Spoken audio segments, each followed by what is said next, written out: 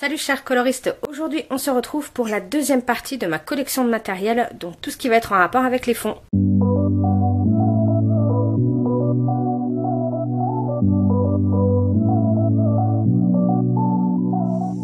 Alors j'ai beaucoup de choses différentes à vous montrer dans cette partie, tout simplement parce que j'aime beaucoup varier le matériel, j'adore ça. Donc j'ai plein de choses différentes et j'aime bien m'amuser avec plein de choses différentes, donc je vais vous montrer tout ça. Je vais essayer de classer un petit peu ça pour qu'il y ait les mêmes types de choses, on va dire, ensemble. Tout d'abord, première chose, ça va être les pastels secs de chez Action que j'ai acheté vraiment quand j'ai débuté le coloriage. Voilà, des petites pastels secs pour faire des fonds, voilà, rien de plus simple. Donc celle-ci, c'est celle de chez Action, comme je vous l'ai dit. Donc je sais pas si vous allez bien voir les couleurs, c'est vrai qu'elles sont pas tellement pigmentées. Il en faut quand même pas mal pour avoir une certaine pigmentation, mais franchement pour le peu que je m'en sers, c'est pratique.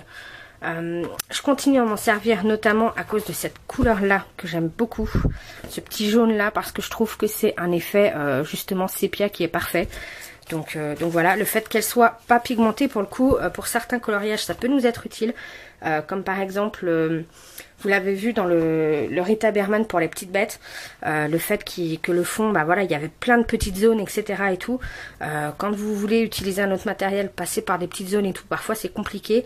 Donc au moins avec du pastel, vous pouvez y aller. Ça n'accroche pas, celle-ci n'accroche pas du tout sur le crayon. Je vais vous montrer après les pannes pastel qui, cette fois, accrochent. Mais c'est parce que c'est pas du tout la même chose. Celle-ci, elle n'accroche pas. Donc voilà. Après, j'avais hésité à la base pour m'en racheter d'autres qui seraient un peu plus pigmentées que celle-ci. Et du coup, je m'étais dirigée vers les pannes pastel. Mais je pense que au final, je vais quand même peut-être... À un moment, j'achèterai peut-être des Faber-Castell parce que c'est vrai que c'est sympa. Des fois, des petits fonds quand vraiment on n'a aucune idée... Donc voilà, j'ai celles-ci et elles sont plutôt sympathiques. Après, moi je m'en sers très simplement, je les prends, je gratte en fait directement sur le colo avec soit un cutter, soit le ciseau, etc. Je gratte sur mon colo, j'en mets là où je veux et ensuite j'estompe soit directement des petites mousses comme pour les pannes pastel ou des petites mousses de maquillage ou des choses comme ça, soit directement au pinceau. J'évite maintenant au maximum d'utiliser tout ce qui va être coton-tige et choses comme ça, mais voilà. Ça s'estompe très bien avec pas mal de différents outils que vous verrez du coup dans ma troisième vidéo concernant ma collection de matériel. Mais voilà, il n'y a rien de plus simple que le pastel sec et voilà, je trouve que c'est quand même un indispensable à avoir. Voilà, quand on débute et tout, ou même quand on sait pas quoi faire et tout. Là, je vous l'ai dit, quand vous avez des coloriages avec plein de petites zones et tout, passer de l'aquarelle entre les trucs et tout, vous savez que ça prend 3 plombs. Là, avec ça, voilà, au moins vous êtes tranquille. Pour en rester, du coup, sur les pastels, du coup, moi, j'ai une grosse collection de pannes pastel. Donc, je vais essayer de tous vous les mettre. Donc, autant vous dire que j'en ai un paquet. Donc en fait, comment moi je les range, tout simplement, je prends une couleur, en fait, à chaque fois, ils ont, là par exemple, vous êtes sur le 740.1, donc c'est la couleur extra dark. Là, ensuite, vous êtes sur la couleur .3, donc là, elle est un peu plus claire. La couleur .5, c'est la couleur basique, et ensuite, vous avez la couleur .8 qui est la plus claire. Vous avez une même couleur mais avec différentes nuances à chaque fois. Donc voilà, moi c'est comme ça que je les range.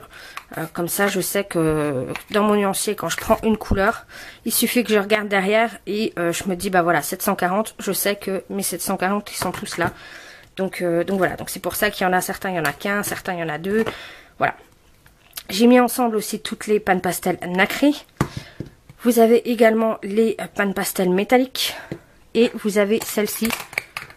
Ces quatre là, donc en fait vous avez du noir et du blanc mais avec des paillettes, donc soit des grosses paillettes, vous pouvez bien le voir là logiquement sur le noir, et donc il y a pareil,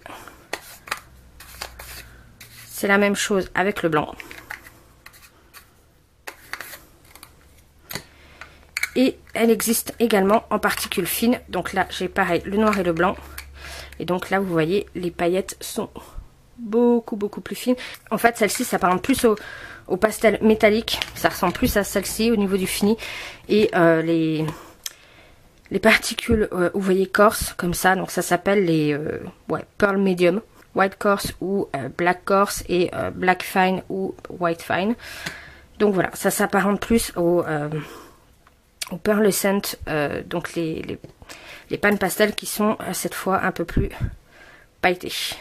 En fait, elles ont des paillettes à l'intérieur. Elles sont un peu métalliques, elles ont des paillettes. C'est vraiment sympa comme... Donc au niveau du nuancier, j'ai mis la totalité des couleurs qu'on peut avoir. Et vous voyez, moi j'en ai au final très peu. Mais ça me suffit, j'ai largement de quoi faire. Donc là, on va avoir des jaunes, rouges, des bleus, violets, marrons, des verts. Et ici, les marrons encore plus foncés et les gris. Donc voilà, j'ai largement de quoi faire. Alors, comment je m'en sers? On peut s'en servir pour faire des fonds, on peut s'en servir pour faire des coloriages entiers avec. J'ai déjà fait un coloriage entier avec, c'était le Scar dans un live qu'on avait fait avec les colocopines, qui est disponible d'ailleurs toujours sur la chaîne, donc je vous le mettrai dans le petit i. On peut faire des coloriages complets avec, on peut faire juste des fonds, on peut voilà, faire des portraits avec, etc. Parce que notamment ils sont quand même pas mal connus par rapport à ça pour faire des portraits. Donc moi j'ai commencé par ça, par acheter, vous avez des boîtes complètes avec des kits de 20 couleurs. Et donc moi j'ai pris le kit portrait et ensuite j'ai complété au fur et à mesure. Donc vous avez des kits pour les pearlescent, vous avez des kits pour les métalliques. Je vous ai pas montré d'ailleurs par rapport aux métalliques, aux pearlescent, ce que ça fait. Je sais pas si vous allez bien voir les couleurs. Donc ça brille énormément. Par contre, voilà, avec les pannes pastel nacrées aussi, les pearlescent, ça brille énormément et c'est très joli. Par contre, il faut l'appliquer et fixer directement derrière. Si vous cherchez à l'appliquer et puis qu'ensuite vous coloriez, ça va pas rester. En fait, rien que le fait de frotter, ça enlève les pigments. Pour ceux qui sont métalliques, en fait, il vaut mieux... souvent, ça accroche mieux quand il y a déjà un support dessus. Donc, soit vous mettez une première couche d'un pan pastel classique et ensuite vous remettez du métallique par-dessus. Et à ce moment-là, c'est super joli. Parce que tel quel, comme ça, c'est pas... ça accroche pas bien, ça fait un peu des traces, ça fait un peu... Voilà, c'est pas forcément super joli. Donc, il vaut mieux le faire par-dessus quelque chose. Et là, vous avez les pearl medium. Donc là, où ceux-là, ils sont vraiment faits pour être ajoutés ou mélangés à certains. Donc là, vous avez les grosses paillettes qui sont ici, où vous voyez il y a quand même des grosses paillettes argentées. Et celles-ci où les paillettes sont beaucoup plus fines. Et notamment le fine white, quand vous voulez faire un effet un peu, un peu nacré sur une robe ou un truc comme ça, c'est franchement top. Donc voilà, on peut s'en servir avec plein de choses. Pour l'appliquer, vous avez le choix entre soit les petits outils qui vous vendent. Donc vous avez tout un tas de petits couteaux comme ça avec différentes formes. Soit des formes, voilà, un peu triangle, ovale, voilà, rectangulaire, etc. Vous avez également des petits trucs de maquillage comme ça. Tout ce qui va être pinceau de maquillage et tout, c'est vraiment bien pour ça. Parce que ça, vraiment la texture s'apparente vraiment à ce qu'on peut avoir dans nos palettes de fard à paupières ou de choses comme ça. C'est une texture poudreuse et à la fois crémeuse. Donc là, c'est pas du simple pastel, c'est plus que ça, c'est crémeux, ce qui fait que c'est aussi opaque, que ça se mélange hyper bien, hyper facilement. Et par contre, ça, par-dessus le crayon, c'est tellement pigmenté que, voilà, vous allez passer sur votre dessin, ça va se voir.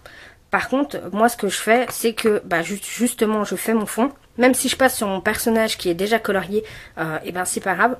Je prends tout simplement un petit mouchoir derrière.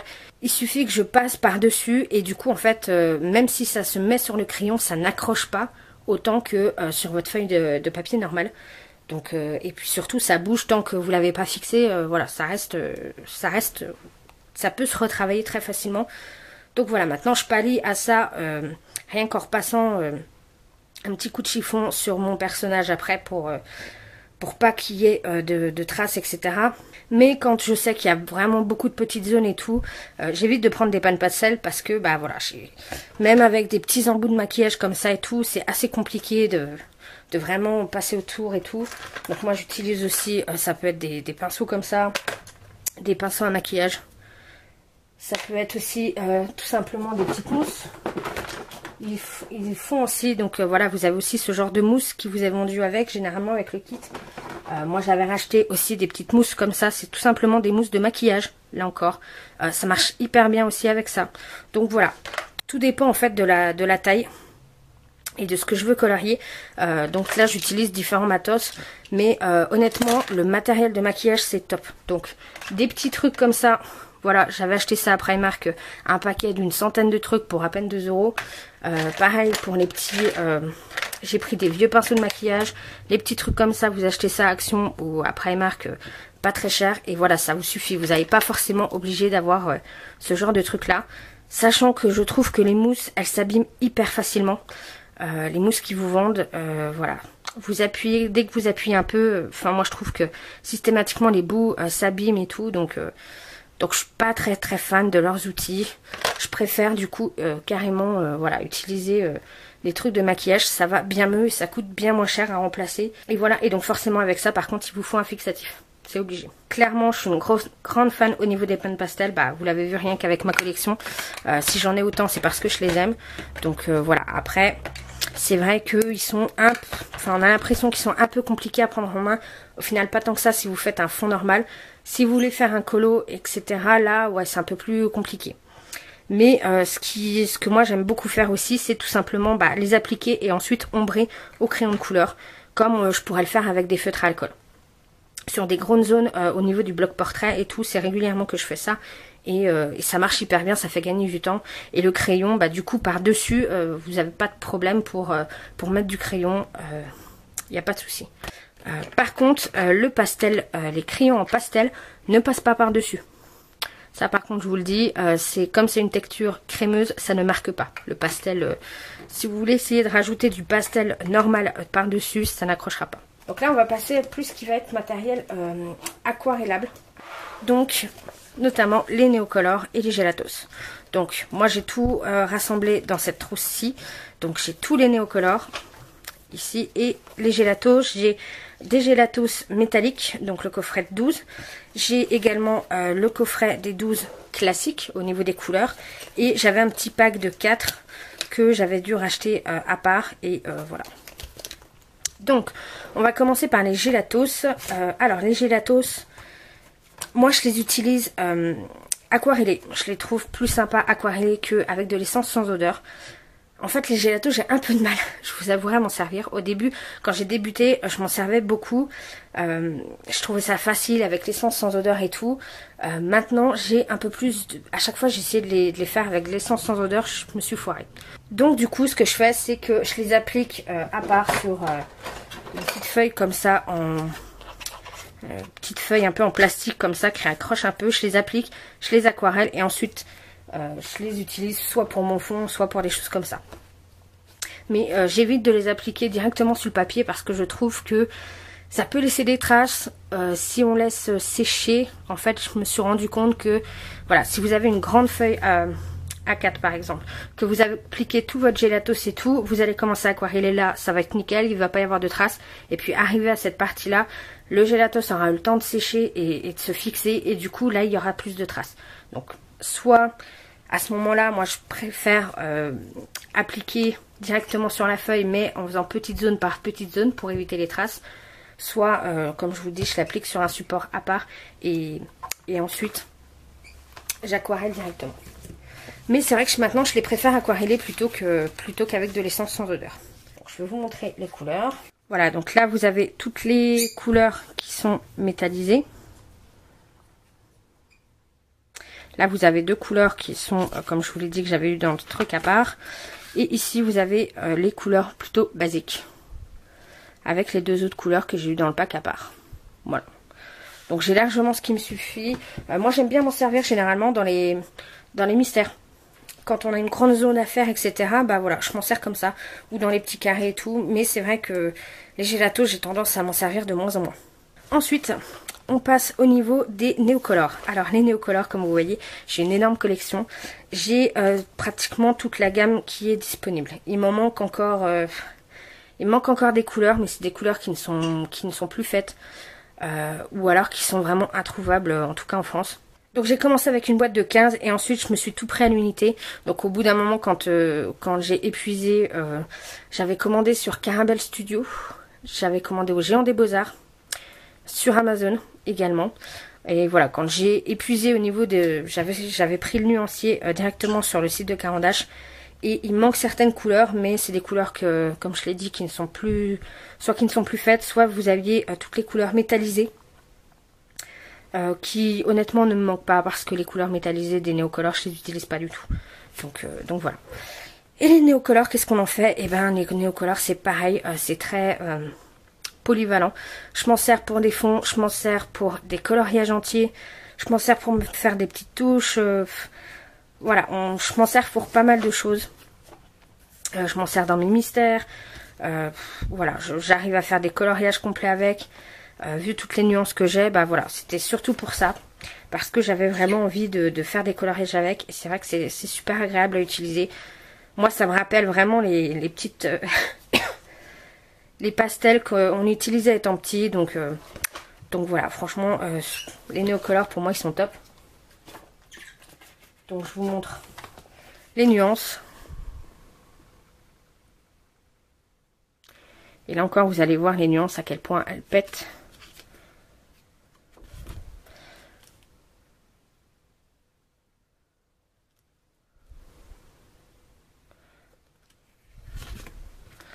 Toutes les gammes de marron.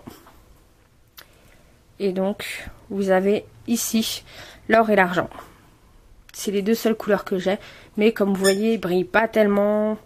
Voilà, j'ai d'autres matériels métalliques qui brillent beaucoup plus. Donc voilà, je m'en sers pas comme ça. Donc voilà, comme vous pouvez le voir là dans cette trousse, ils sont vraiment top parce que pour les ranger, c'est un peu compliqué de trouver la trousse idéale.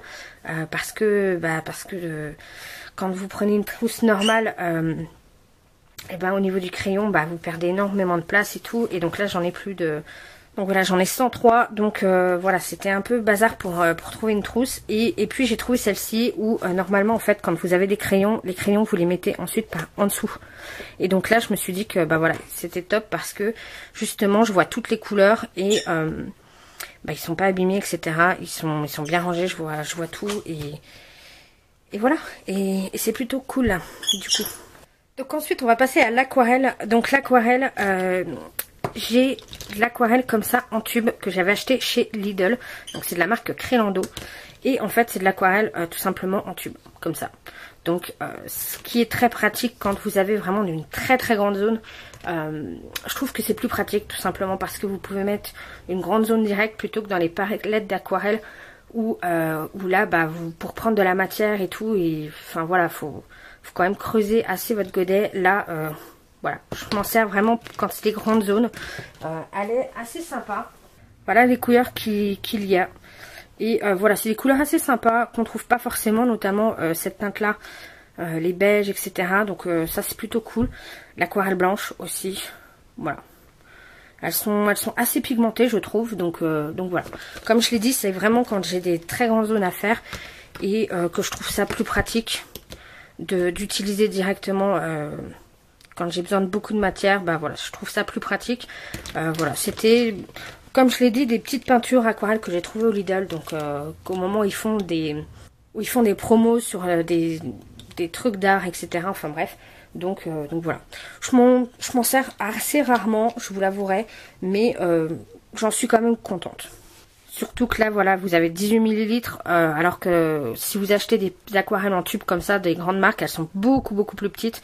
Mais après là, voilà, j'en ai toute une vie pour ça, là, clairement. Ensuite, on va passer aux palettes.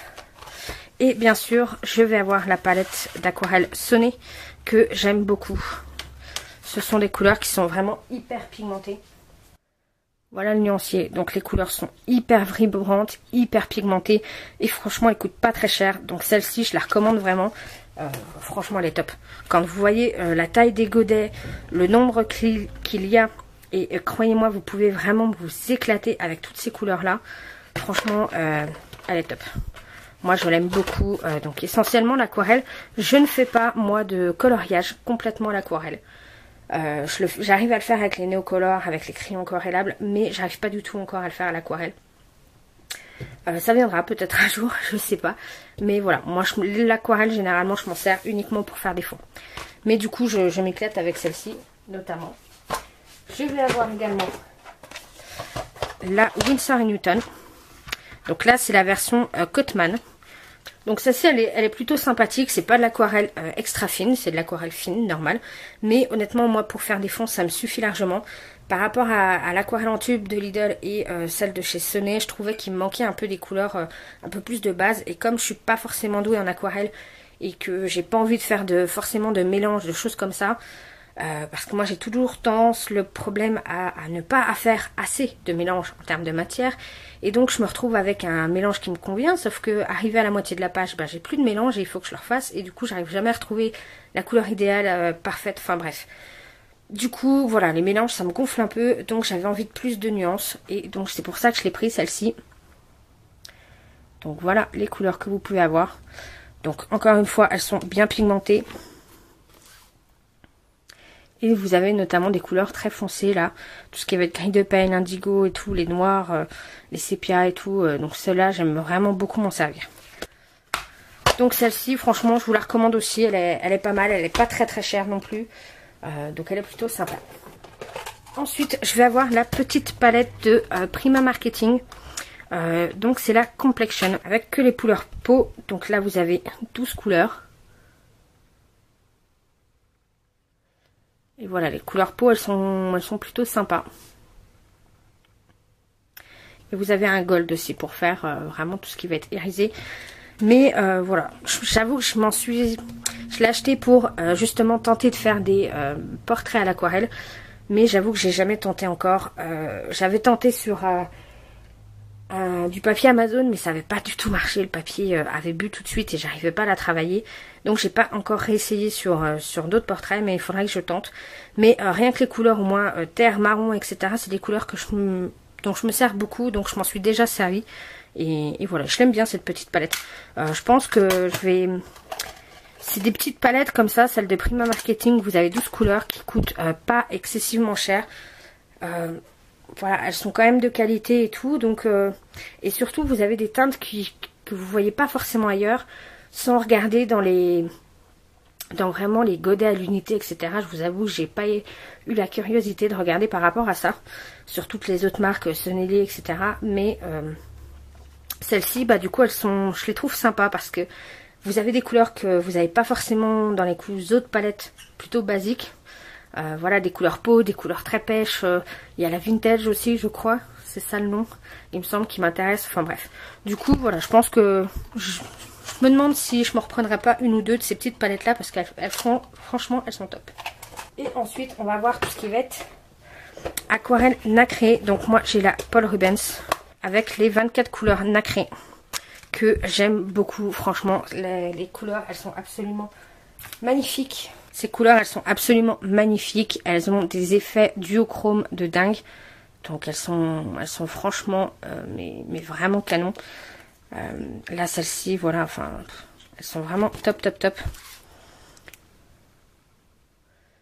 Elles ont des effets duochrome vraiment canon et voilà, elles sont très brillantes, elles sont superbes, quoi. Après, c'est vrai que celle-ci, j'ai tendance à pas vouloir m'en servir seule. Ou alors vraiment en petites touches. Parce que étant donné que c'est des couleurs qui sont métallisées, nacrées, qu'il y a des micas dedans, etc. Et bien du coup, comme c'est pas vraiment des pigments, mais justement des micas, donc des petites paillettes, des micro-paillettes en fait, si vous voulez, et bien du coup, elles s'appliquent pas forcément uniformément. Elles font beaucoup plus de traces que des pigments normaux. Donc c'est pour ça que je préfère souvent les utiliser avec déjà une couche d'aquarelle en dessous, ou déjà un support, pour simplement rajouter des paillettes, parce que j'ai l'impression comme ça fait un peu moins de traces, on voit un peu moins les traces que si on l'utilise seul.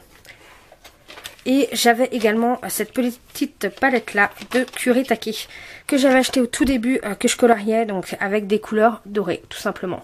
Doré, et là vous avez un nacré blanc. Donc j'avoue que celle-ci, ça fait très longtemps que je m'en suis pas servie, puisque généralement quand je cherche du nacré, je m'en sers je me sers de la Paul Rubens. Mais voilà, vous avez les couleurs qui sont là. et que j'ai voulu mettre sur du noir pour voir les différences.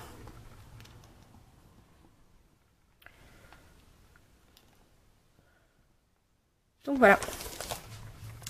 Donc celle-ci aussi, je m'en sers assez rarement. Au niveau des palettes nacrées, je me sers plus des palettes normales d'aquarelle. Ensuite, on va voir tout ce qui va être peinture. Peinture acrylique.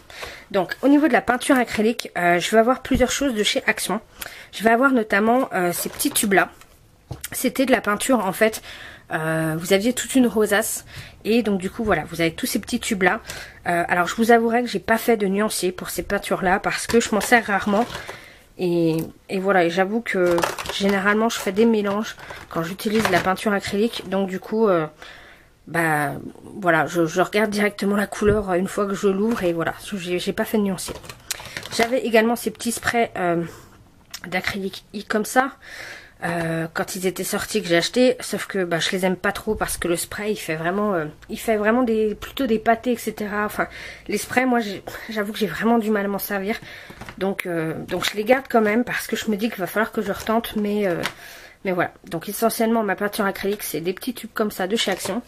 Je vais avoir également par exemple ces tubes là, donc là c'est de la métallique, vous aviez, j'ai un bronze comme ça, un doré et ensuite un argenté. Donc ça c'est de la peinture acrylique que j'ai acheté, je crois que c'était à une foire fouille, un truc comme ça. Donc j'en ai quelques-unes comme ça. Et sinon j'ai ces 4 là que j'avais acheté à Action. Donc où là vous avez de la peinture blanche nacrée, acrylique nacré. Je sais pas si vous allez voir les toutes petites paillettes. Je pense pas, mais bon. En noir, vous avez un gris normal et un doré. Après je vous avouerai que celle-là, hormis ces deux là, je me suis pas servi des autres. Et j'avais également trouvé cette peinture là, pareil dans une foire fouille, un truc comme ça, c'est de la peinture acrylique. Ils disent argent nacré, mais vous voyez les paillettes que ça peut faire. Donc ça fait pas du tout pour le coup argenté, hein, je sais pas comment, mais bref, en gros c'est simplement des paillettes. Il n'y a pas de peinture, au final ça fait transparent, donc voilà. Mais je les aime bien ces petites paillettes pour quand j'ai des grands fonds à faire et tout, j'aime bien du coup utiliser ça. Je vais avoir également donc toutes les 3D Pearl Pen de chez Action. Donc là c'est tout simplement de la petite peinture qui est légèrement nacrée, mais vraiment légèrement, qui brille un peu et surtout qui est en 3D, donc qui est en, comment dire, qui a un effet 3D, qui a un effet de texture. Donc ce qui fait que quand vous l'appliquez directement comme ça, comme des stickers en fait, et ben vous allez avoir, ensuite elle va sécher, puis vous allez voir un effet de texture. Donc moi après je m'en sers généralement pour faire des fonds, pour avoir un petit effet de texture, mais pas non plus des gros. Enfin vous voyez, souvent je l'applique avec des éponges, des choses comme ça, pour avoir un effet de texture, mais pas non plus pas des gros pâtés. Si vous voyez un peu ce que je voulais dire. Je sais pas comment expliquer ça autrement, mais du coup elles sont plutôt sympas ces petites peintures là, moi je les aime bien. Je m'en suis pas mal servi au début quand je commençais le coloriage, puis après j'ai eu d'autres choses qui sont ajoutées, mais je les aime plutôt bien. Donc je vais vous montrer le nuancier.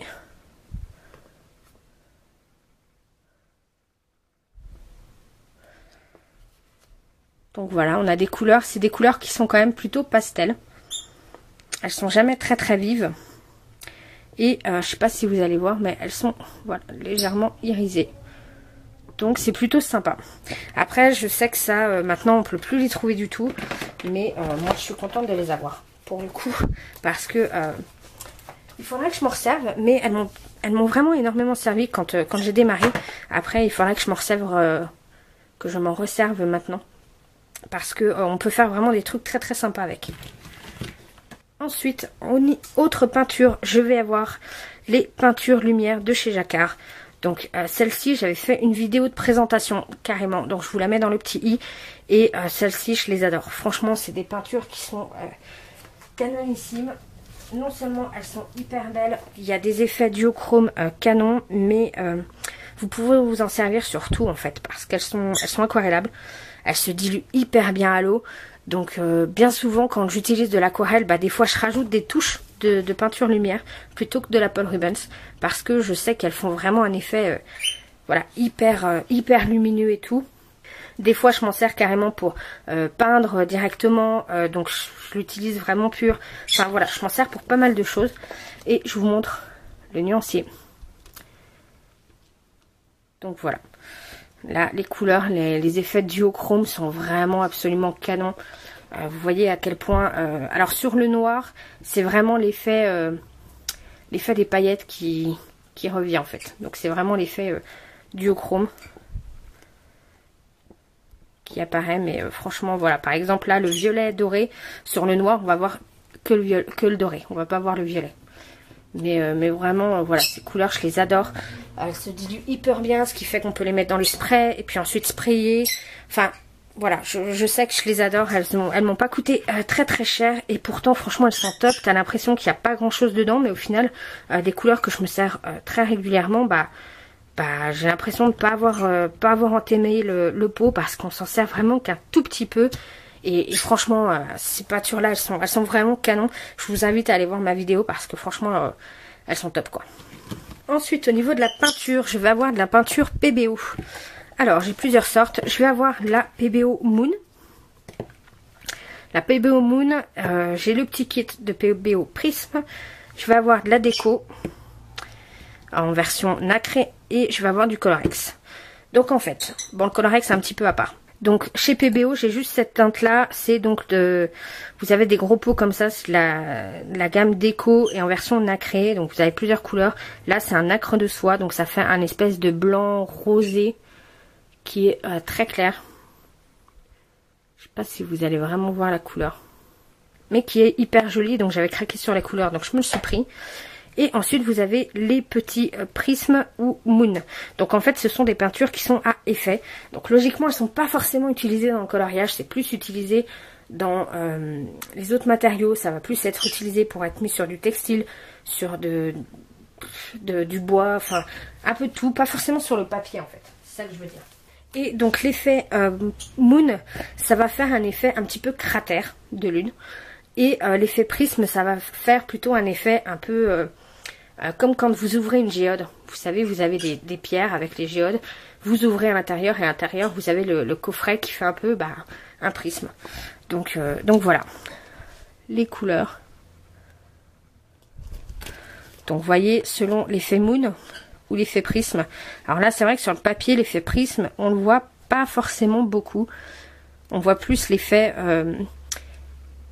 moon. L'effet moon est vraiment sympa. Les frais prismes, il faut vraiment pas mal de couches pour qu'on voit vraiment un effet super joli. Mais l'effet moon par contre est très très sympa. Ça apporte vraiment un effet de texture dans le fond des coloriages et c'est plutôt sympa. Et là donc là vous avez la couleur nacre de soie. Et ici vous avez le Colorex. Donc le Colorex c'est une encre aquarellable. Donc là voilà, moi je l'utilise comme peinture encre ou chose comme ça. Donc elle s'aquarelle. Vous pouvez l'utiliser pure ou l'aquareller, tout simplement. Moi généralement, voilà, je l'aquarelle pas forcément. Je m'en sers pure directement et vraiment c'est un effet vraiment hyper doré pour ça. Ensuite, également, je vais avoir les gouaches sonnées. Donc c'est comme ceci, ça se présente dans des petits pots.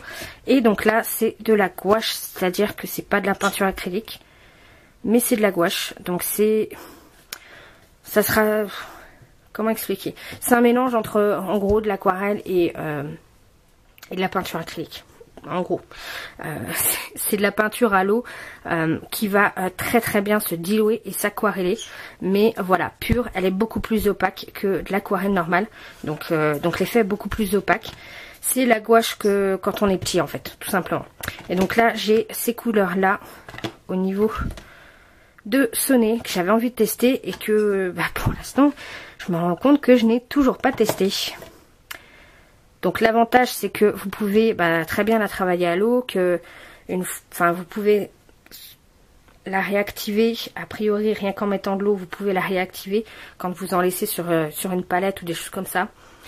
Donc voilà, c'est de la gouache, ça n'a pas tout à fait les mêmes propriétés que de l'acrylique ou que de l'aquarelle. Honnêtement j'y connais pas assez pour pouvoir vous en parler plus que ça. J'ai pas encore testé, même si ça fait un moment que je les ai. Je sais pas ce que j'attends pour les tester, je sais pas.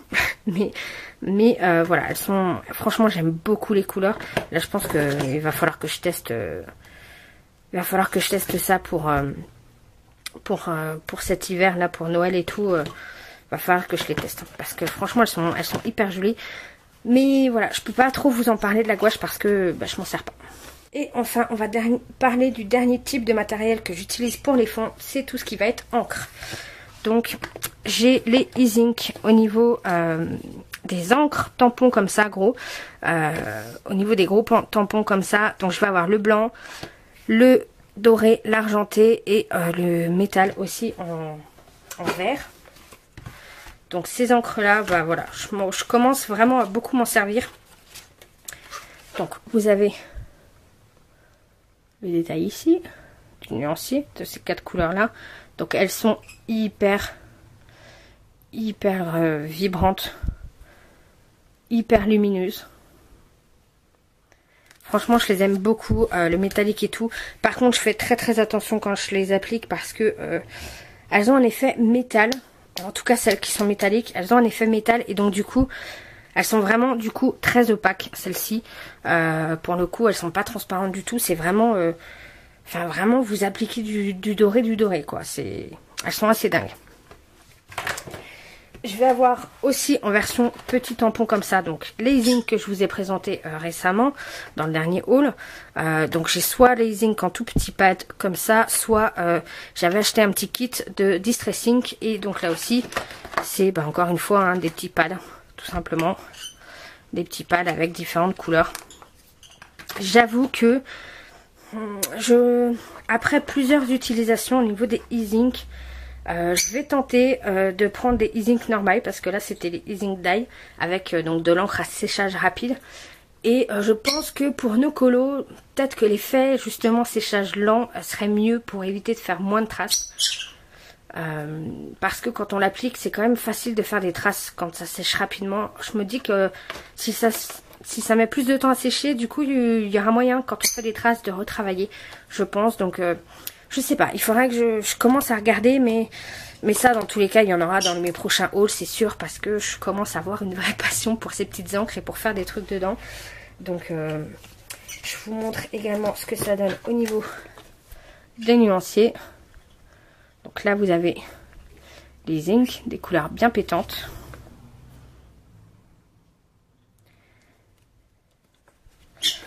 Et vous avez ici ces trois là, c'est les pads donc en distressing.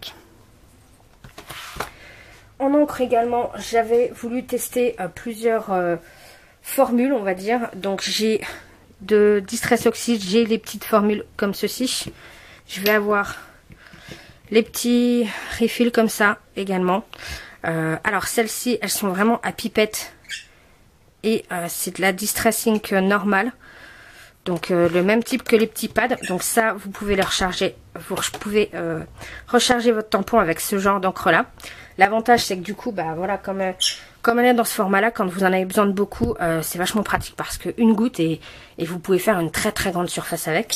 Donc ça c'est plutôt cool, ces petits trucs là j'aime beaucoup.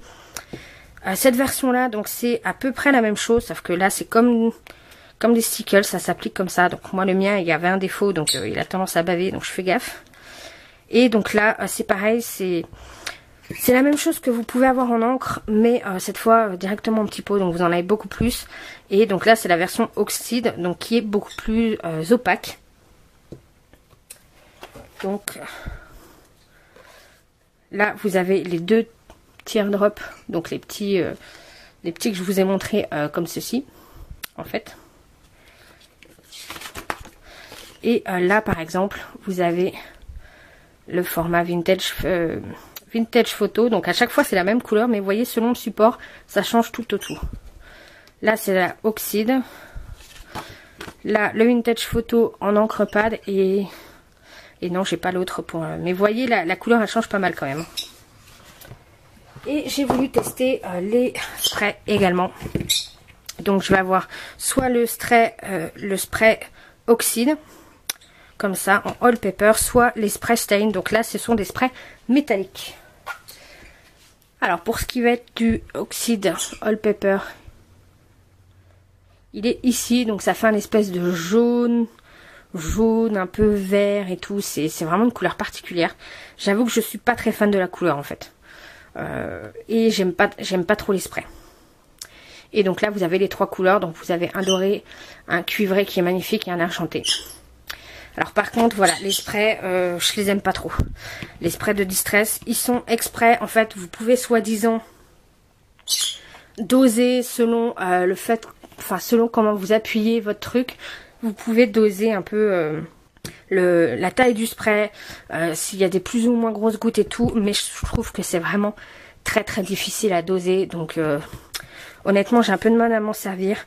Je préfère à la limite, par contre les couleurs sont très très belles, donc je préfère à la limite sprayer ça dans une palette et puis me servir ensuite avec le pinceau, parce que franchement les couleurs sont canon. Mais le spray, je sais pas, j'ai le fait qu'on puisse pas contrôler, à chaque fois j'en fous partout, donc je suis pas très fan de tout ça quoi. Donc je m'excuse pour la luminosité, mais étant donné que ça fait un moment que je parle et que je filme et que je tourne, etc., bah le soleil s'est barré. Hein. Il est en train de se coucher, il est que 5 heures du soir, mais voilà, j'ai plus de luminosité, donc je suis désolée. Mais je voulais absolument terminer maintenant cette vidéo et pas la couper pour la retourner un autre jour parce que ça va être compliqué sinon. Donc voilà, c'est tout ce que je peux utiliser pour les fonds actuellement. Comme vous voyez, j'ai plein de types de matériel différents parce que j'adore ça. M'amuser avec le matériel selon les colos, selon ce que j'ai envie. Et voilà. Après, vous avez plein de matériel qui coûte pas forcément cher, que vous pouvez trouver chez Action, des choses comme ça. Par exemple, la peinture acrylique, honnêtement, vous n'avez pas besoin de mettre des 1000 et des 100 dedans. Voilà, chez Action, on peut trouver quand même beaucoup de petites choses, ou même dans les foires fous, des trucs comme ça. Dans tous les rayons qui va être un petit peu rayon art créatif, etc.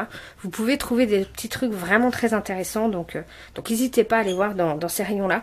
Et n'hésitez pas à tester, voilà, sur vos colos. Franchement, amusez-vous, quoi. Tout ce qui peut être pour le scrap, tout ce qui peut être pour tout ce qui peut être pour de l'art créatif, comme je vous l'ai dit. Voilà, d'utiliser des peintures à effet comme les Pebo, etc. dans vos colos. N'hésitez pas à le faire parce que franchement, c'est super sympa.